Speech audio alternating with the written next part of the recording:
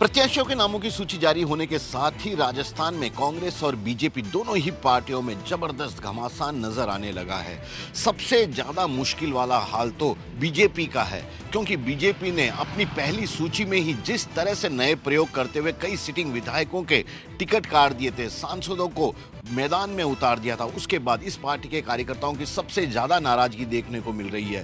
पहली सूची में जहां 13 प्रत्याशियों के खिलाफ जबरदस्त नाराजगी थी, वहीं दूसरी सूची के आते आते यह नाराजगी 20 से ज्यादा सीटों पर अब देखने को मिल रही है। पार्टी दफ्तरों में तोड़फोड़ की जा रही है, प्रत्याशियों के काफिले पर पथराव किए जा रहे हैं, यहां तक कि बीजेपी के प्रदेश अध्यक्ष सीपी जोशी के घर पर भी पथराव हुआ है।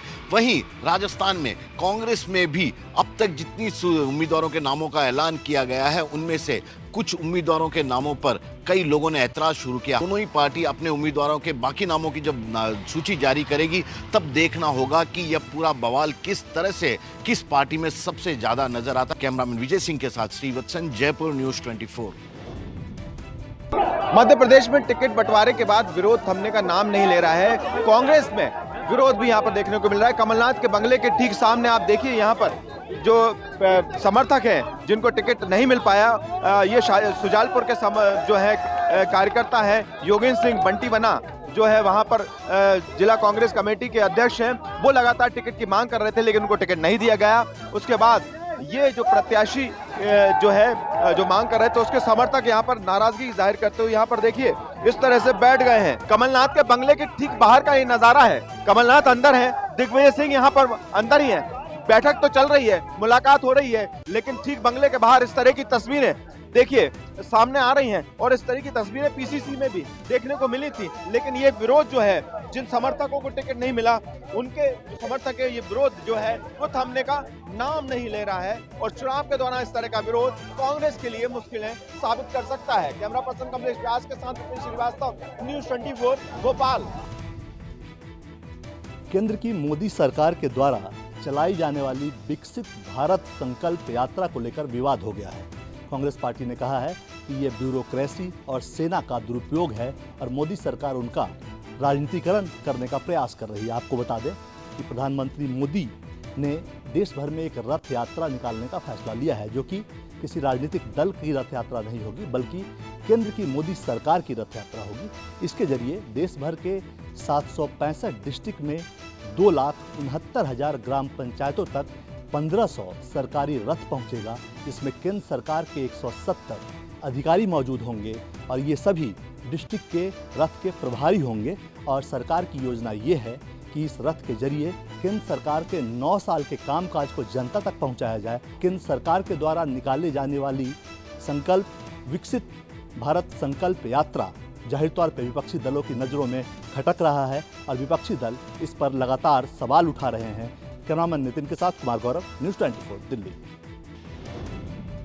समाजवादी पार्टी के मुखिया अखिलेश यादव का आज जन्मदिन है और लखनऊ में समाजवादी पार्टी का जो प्रदेश कार्यालय है, वहां पर उनको जन्मदिन की बधाई देते हुए तमाम सारी होर्डिंग्स लगाई गई हैं, लेकिन तमाम सारी ऐसी होर्डिंग्स भी हैं जो कि बड़ा राजनीतिक संदेश भी दे रही हैं। सबसे पहले मैं आपको ये समाजवादी पार्टी का प्रदेश कार्यालय दिखा देता हूं, और आप देखिए कि समाजवादी पार्टी के प्रदेश कार्यालय के बाहर तमाम सारी होर्डिंग्स है, जिसमें लिखा हुआ है बदला है यूपी और बदलेंगे देश। ठीक इसी तरह की होर्डिंग्स ये ठीक सामने आपको तस्वीरों के माध्यम से नजर आएगी, जिसमें लिखा गया है कि देश के सबसे लंबे आगरा लखनऊ एक्सप्रेसवे पर आपका स्वागत है, और उसके बगल में लिखा हुआ है कि बदला है यूपी और बदलेंगे देश।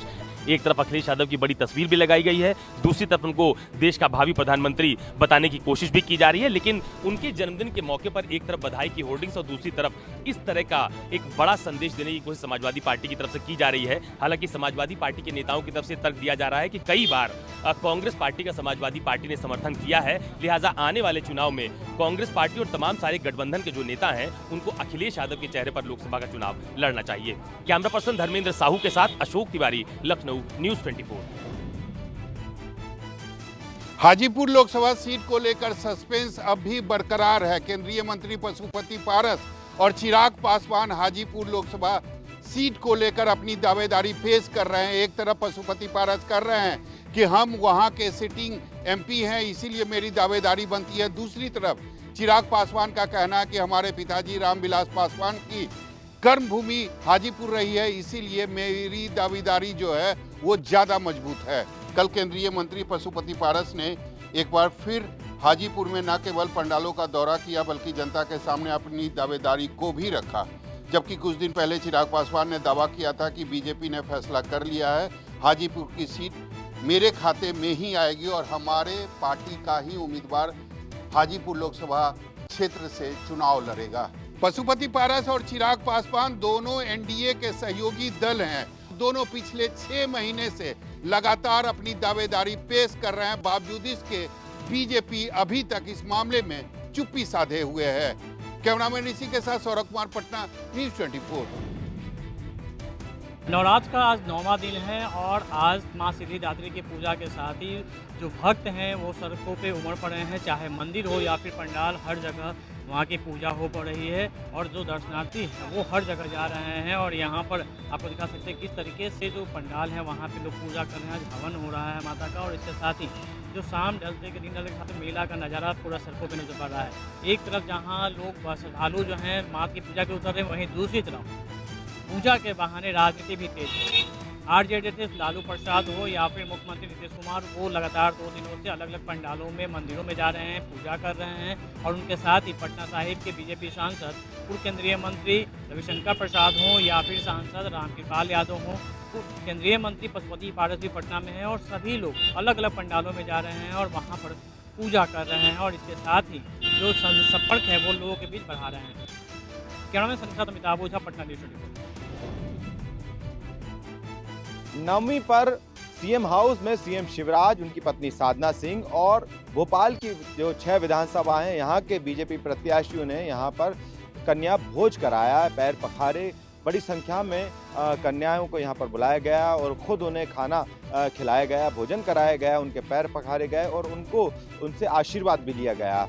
इस बार चूंकि बड़ी संख्या में कन्याओं को यहाँ पर बुलाया गया और सबसे बड़ी बात है कि भोपाल की जो 6 विधानसभा है यहाँ से बीजेपी के जो 6 प्रत्याशी हैं उनको भी यहाँ पर बुलाया गया, तो वो भी इस पूरे कार्यक्रम में शामिल हुए थे। तो दूसरी तरफ रामनवमी पर ही यूपी के सीएम योगी आदित्यनाथ भी गुरु गोरखनाथ जो मंदिर है वहाँ पर पहुँचे और उन्होंने 51 कन्याओं को पैर पखार कर उनका भी कन्या भोज कराया।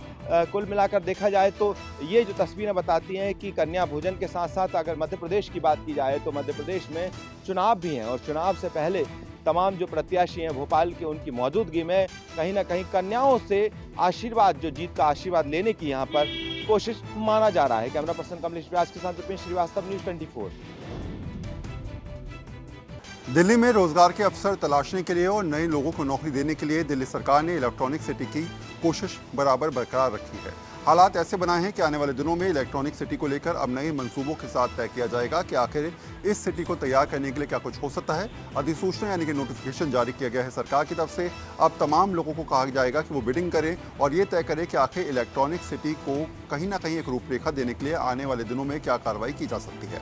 दिल्ली में इलेक्ट्रॉनिक सिटी बनाने की योजना एक कदम आगे बढ़ रही है। इसे लेकर दिल्ली सरकार ने बापरोला में दिल्ली इलेक्ट्रॉनिक सिटी बनाने के लिए अधिसूचना जारी कर दी है। उद्योग विभाग के अतिरिक्त मुख्य सचिव मनीष कुमार द्वारा जारी की गई अधिसूचना के अनुसार Delhi state industrial and infrastructure development corporation limited ने सलाहकार की नियुक्ति भी कर दी है। यहाँ इलेक्ट्रॉनिक उपकरणों की डिजाइन व निर्माण की करीब 300 इकाइयाँ होंगी। इलेक्ट्रॉनिक सिटी में 4 से 5 हजार करोड़ रुपए निवेश होंगे। योजना के अनुसार आने वाले दिनों में लेआउट प्लान को एमसीडी के पास मंजूरी के लिए भेजा जाएगा। इलेक्ट्रॉनिक सिटी से सीधे तौर पर 80,000 से अधिक लोगों को रोजगार मिलने की उम्मीद है। वहीं करीब 4 लाख लोगों को अप्रत्यक्ष तरीके से रोजगार मिलेगा। कैमरा पर्सन अजय सिंह के साथ वरुण सिन्हा, न्यूज़ 24 दिल्ली। दिल्ली एनसीआर में वायु प्रदूषण एक बार फिर से दिल्ली के लोगों के लिए दम घुटता नजर आ रहा है और दिल्ली एनसीआर में ग्रैप 2 लागू हो चुका है, यानी कि एयर क्वालिटी इतनी खराब हो चुकी है, AQI इंडेक्स जो है वो 300 के पार पहुंच चुका है। वहीं दिल्ली सरकार भी अब पूरी तरीके से मुस्तैद मोड में नजर आ रही है। वायु प्रदूषण को लेकर दिल्ली में 8 जगहों पर नोडल अफसरों की स्पेशल टीम तैनात करने के आदेश दिए गए हैं। वहीं दिल्ली की सड़कों पर अभी तक पानी का छिड़काव हो रहा था और लेकिन अब उसमें एंटी डस्ट सेट्रेसेंट पाउडर को मिलाकर छिड़काव किया जाएगा जिससे कि धूल के कण नीचे बैठ जाए। वहीं 91 जगह ऐसी चिन्हित की गई हैं जहां अक्सर जाम लगता है, वहां भी टीम्स की तैनाती की जाएगी। वायु प्रदूषण की गंभीरता को देखते हुए दिल्ली सरकार के पर्यावरण मंत्री गोपाल राय ने कहा है कि आज पहली बैठक वायु प्रदूषण को लेकर हुई, लेकिन उसमें किसी भी विभाग का सचिव नहीं पहुंचा, जो ये दिखाता है कि अभी भी सेक्रेटरी के लिए वायु प्रदूषण प्राथमिकता नहीं है। यानी साफ तौर पर वायु प्रदूषण को लेकर अब राजनीति भी शुरू हो चुकी है। कैमरामैन अमित राय के साथ दिव्या अग्रवाल, दिल्ली, न्यूज़ 24। फर्जी जन्म प्रमाण पत्र मामले में परिवार सही सजा पाए आजम खान ने जब से अपने एनकाउंटर की आशंका जाहिर की है, उसके बाद से इस पे सियासत गर्म हो गई है। फर्जी जन्म प्रमाण पत्र मामले में एक बार फिर से जेल भेजे गए समाजवादी पार्टी के कद्दावर नेता आजम खान के मसले पर सियासत फिर से भड़क गई है। गैर भाजपाई तमाम विपक्षी दलों ने इसके लिए बीजेपी सरकार को घेरना शुरू कर दिया है। इस दौरान रामपुर से सीतापुर जेल शिफ्ट किए जाने के बीच में आजम खान ने अपने एनकाउंटर की आशंका जाहिर की, जिसको लेकर तमाम विपक्षी दलों की प्रतिक्रिया भी आना शुरू हो गई। कांग्रेस पार्टी ने आजम खान के प्रति सहानुभूति जाहिर करते हुए उन्हें एक बड़ा मुस्लिम नेता बताया, तो अखिलेश यादव ने भी ये आरोप लगाया कि आजम खान के परिवार को प्रताड़ित करने का कुचक्र रचा जा रहा है, जो बेहद निंदनीय है। परिवार के सदस्यों को अलग अलग जेलों में बंद करना भी सियासत का पुराना चलन है और इसे आजम खान की उम्र के तकाजे के लिहाज से किसी भी हाल में जायज नहीं ठहराया जा सकता। हालांकि इसके बाद उत्तर प्रदेश के डिप्टी सीएम ब्रजेश पाठक का भी बयान आया, जिसमें उन्होंने साफ तौर पर कहा कि हम कानून व्यवस्था को बनाए रखना चाहते हैं और किसी को भी कानून को हाथ में लेने की अनुमति नहीं है। आजम खान पूरी तरीके से सुरक्षित हैं। कैमरा पर्सन धर्मेंद्र कुमार साहू के साथ मानस श्रीवास्तव, लखनऊ, न्यूज़ 24। मराठा आरक्षण के आंदोलनकर्ता मनोज जरांगे पाटिल ने कहा है कि 25 अक्टूबर से वो फिर से जालना के अंतरबली सराठी गांव में मराठा आरक्षण को लेकर आमरण अनशन करने वाले हैं। मनोज जरांगे पाटिल ने सरकार को 24 अक्टूबर की मोहलत दी थी और कहा था कि मराठाओं का समावेश कुणबी समाज में किया जाए और उन्हें कुणबी का सर्टिफिकेट मिले और ओबीसी कोटे से मराठा समाज को आरक्षण मिले, लेकिन सरकार ऐसा नहीं कर पाई है। महाराष्ट्र सरकार ने रविवार के दिन पेपर में एक इश्तिहार दिया था और बताया था कि ईडब्ल्यूएस के 10% कोटे के आरक्षण का सबसे ज्यादा लाभ मराठा समाज को हुआ है। इसके बाद जरांगे पाटिल भड़क उठे थे। इसके बाद आज सरकार ने फिर से एक नया इश्तिहार पेपर में दिया है और कहा है कि महाराष्ट्र की जो सरकार है वो मराठाओं को आरक्षण देने के लिए वचनबद्ध है और वो आरक्षण देकर ही रहेंगे। फिलहाल सरकार 24 तारीख तक आरक्षण नहीं दे पाएगी, लिहाजा अब 25 तारीख से महाराष्ट्र में मराठाओं का फिर से एक बड़ा आंदोलन देखने को मिलेगा। कैमरामैन राजेंद्र सिंह खाती के साथ विनोद जगदाले, न्यूज़ 24, मुंबई। उत्तर प्रदेश में मदरसों में अब विदेशी फंडिंग की जांच करवाई जाएगी। यूपी सरकार ने इस बाबत जांच के लिए एसआईटी भी गठित कर दी है। यूपी में संचालित मान्यता प्राप्त और गैर मान्यता प्राप्त मदरसे में होने वाली फंडिंग की जांच के लिए सरकार ने एसआईटी गठित कर दी है, जिसकी कमान ADG STF, SP cyber crime Triveni Singh और विभाग के निदेशक जे रिभा को दी गई है। पिछले दिनों कुल 12 बिंदुओं पर मदरसों में सर्वे करवाया गया था। नेपाल से सटे मदरसे में आय का स्रोत स्पष्ट नहीं था।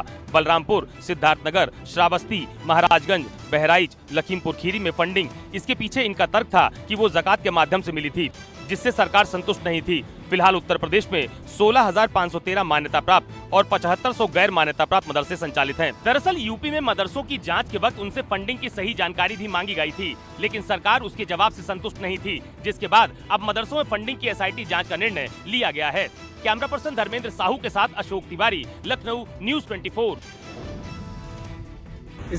दिल्ली में हुए स्विस लड़की के मर्डर केस में रोजाना नए खुलासे हो रहे हैं। दरअसल इस मामले में जो आरोपी गुरप्रीत पुलिस की गिरफ्त में है, उसने पूछताछ में कई चौंकाने वाली जानकारियां दी हैं। गुरप्रीत ने बताया कि वो स्विस लड़की से ओमेगल ऐप के जरिए मिला था। गुरप्रीत उस युवती से शादी करना चाहता था, लेकिन उस युवती ने साफ तौर पर मना कर दिया, जिसके बाद गुरप्रीत ने पूरी हत्या की प्लानिंग रची और बाकायदा उस स्विस लड़की को नौकरी का झांसा देकर उसने भारत बुलाया। एक दिन उसने प्लानिंग के मुताबिक बाकायदा उसे होटल में बुलाया और उसके हाथ पैर बांधकर उसका गला दबाकर उसकी हत्या कर दी और उसके बाद गाड़ी में ही 3 दिन तक उसके शव को रखा और जब शव से बहुत ज़्यादा बदबू आने लगी तो उसने जो है वो तिलक नगर के एक एमसीडी स्कूल के बाहर सड़क पर उस शव को फेंक दिया और पुलिस ने सीसीटीवी के जरिए गुरप्रीत को गिरफ्तार किया। इसी बीच ये भी खबर आई है कि गुरप्रीत के पास से जो 2.25 करोड़ रुपए मिले हैं वो दरअसल उसने एक प्रॉपर्टी का सौदा किया था, अपनी एक प्रॉपर्टी को बेचा था और उससे उसे वो पैसे मिले थे। तो फिलहाल पुलिस पूरे मामले की छानबीन में लगी हुई है और अभी भी इस मामले में कई ऐसे पहलू हैं जिनका उजागर किया जाना अभी बाकी है, लिहाजा पुलिस अभी गुरप्रीत से लगातार पूछताछ में जुटी हुई है। कैमरा संसाइल के साथ में कौशिक, न्यूज़ 24 दिल्ली।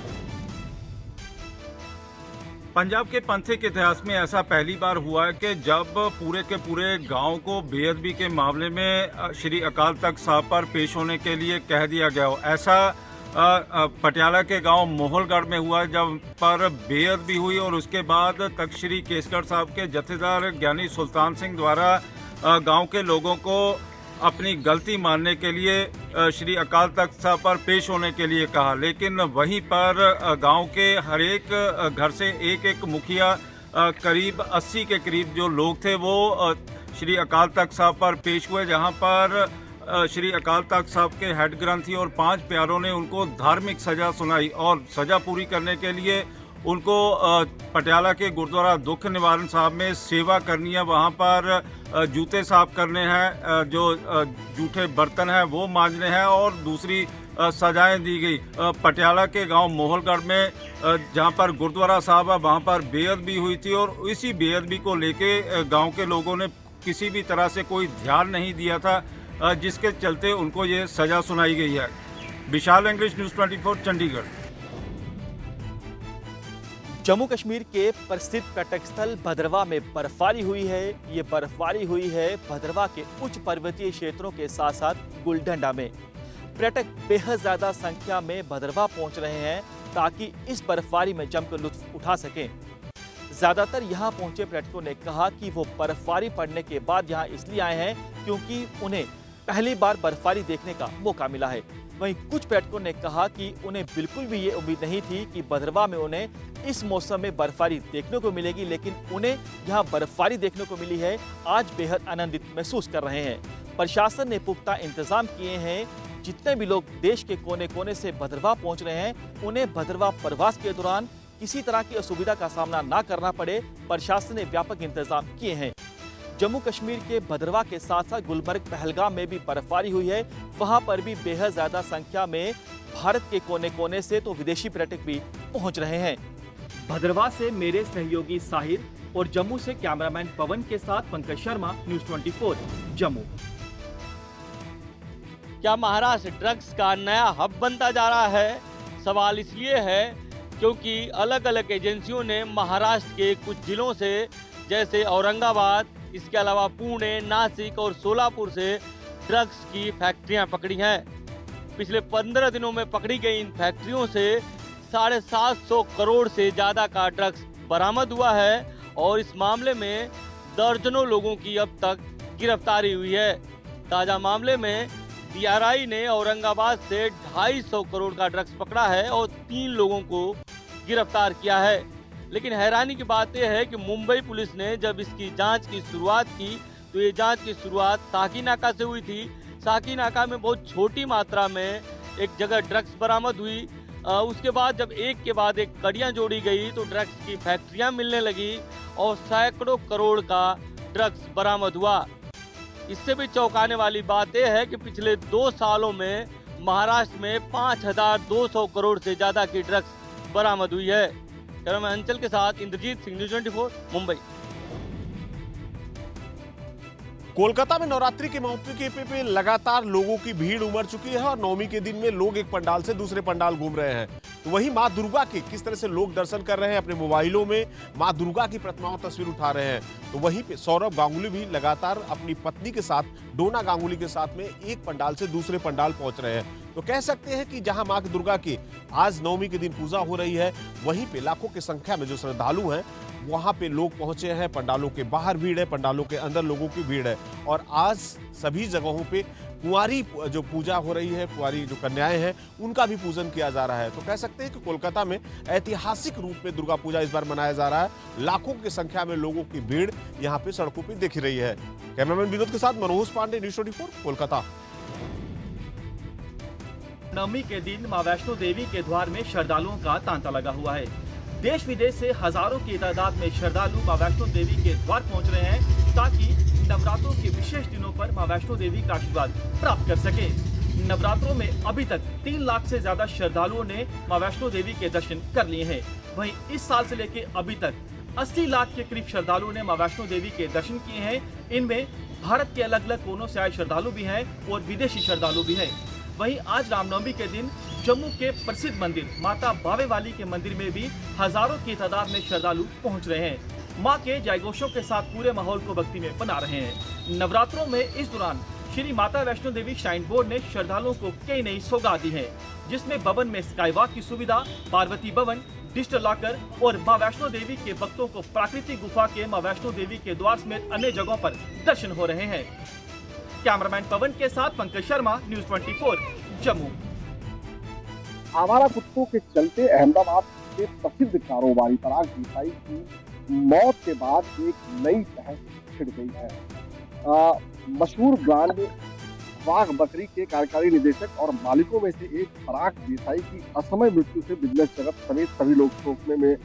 जानकारी के मुताबिक 15 अक्टूबर शाम को 6 से 7 बजे के बीच ये जो आप इस समय देख रहे हैं पराग बंगलों की जाने का रास्ता, इसी रास्ते से होकर पराग देसाई इवनिंग वॉक के लिए निकले थे और घर से कुछ दूर जाने के बाद बताया जा रहा है कि आवारा कुत्तों द्वारा उन पर हमला किया गया, जिसके बाद वो डर गए और उनका पैर फिसलने से गिरने से उनके सिर पर चोट लग गई और वहीं बेहोश हो गए। कुछ स्थानिक लोगों ने उनको देखा और परिवार को संपर्क किया, जिसके बाद उनको अहमदाबाद की सेल्वी हॉस्पिटल में दाखिल कराया गया। इनिशियल ट्रीटमेंट के बाद जब उन्हें फायदा नहीं हुआ तो उन्हें अहमदाबाद के multi speciality hospital Zydus refer किया गया, जहां कल उनकी है कि उन्हें ब्रेन हेमोरेज। दिल्ली के नबी करीम इलाके में एक रेस्तरां मालिक और उसके बेटे के डबल मर्डर को पुलिस ने सुलझा लिया है। इस मामले में उस रेस्तरां में काम करने वाले एक नौकर को गिरफ्तार किया गया है। दरअसल जिस नौकर को पुलिस ने पकड़ा है उसका नाम सोनू बताया जा रहा है और सोनू को रेस्तरां मालिक अनुज ने कुछ ही दिन पहले काम पर रखा था और किसी बात पर कुछ दिन पहले अनुज ने सोनू की पिटाई कर दी थी। लेकिन घटना वाले दिन यानी कि शनिवार वाले दिन सोनू को एक बार फिर से मालिक की डांट पड़ी, जिसके चलते उसने मालिक अनुज और उनके 8 साल के बेटे रौनक की गला रेत कर हत्या कर दी और उसके बाद वो पंजाब भाग निकला। पंजाब में दरअसल उसके एक रिश्तेदार का घर है, लेकिन वो वहाँ पर पहुँच पाता इससे पहले ही पुलिस उस तक पहुँच गई और पुलिस ने सोनू को गिरफ्तार कर लिया। लेकिन जिस तरीके से पूरी घटना हुई वो सवाल खड़े कर रही है कि किस तरीके से लोगों के मन में गुस्सा बढ़ता जा रहा है। महज एक डांट के चलते सोनू ने इतना खौफनाक कदम उठाया, ना सिर्फ अपने रेस्तरां मालिक की जान ली बल्कि उनके 8 साल के मासूम बेटे की भी बेरहमी से हत्या कर दी। साहिल के साथ में कौशिक, न्यूज़ 24 दिल्ली। उत्तरी कश्मीर में नियंत्रण रेखा पर उड़ी सेक्टर में आतंकियों द्वारा घुसपैठ की एक बहुत बड़ी कोशिश को पुलिस और सेना ने नाकाम बनाया है और इस दौरान 2 घुसपैठिए मिलिटेंटों की फोर्सेस के साथ मुठभेड़ में मौत हो गई है और इस इलाके में हुए ऑपरेशन के बारे में जानकारी देते हुए सेना के आला कमांडर्स ने बताया कि जम्मू कश्मीर पुलिस और खुफिया एजेंसी द्वारा लगातार इस तरह की सूचना दी जा रही थी कि उड़ी के इस इलाके में मिलिटेंट पाक कब्जे वाले कश्मीर के लॉन्चिंग पैड से कश्मीर घाटी के अंदर घुसपैठ करने की फिराक में बैठे हुए हैं और इसी के चलते जम्मू कश्मीर पुलिस और सेना ने इस इलाके में अपनी गतिविधि बढ़ा दी। फिलहाल इस इलाके में अभी भी सर्च ऑपरेशन चलाया जा रहा है और आसपास के इलाके में कहीं और कोई घुसपैठिया मिलिटेंट तो मौजूद नहीं है। इस बात को यहाँ पर देखा जा रहा है और बड़े एक इलाके को सेना और पुलिस ने घेरे में रखा हुआ है और तलाशी अभियान लगातार अभी भी जारी है। कैमरामैन मुजुब रशीद के साथ आसिफ साहब, श्रीनगर, न्यूज़ 24।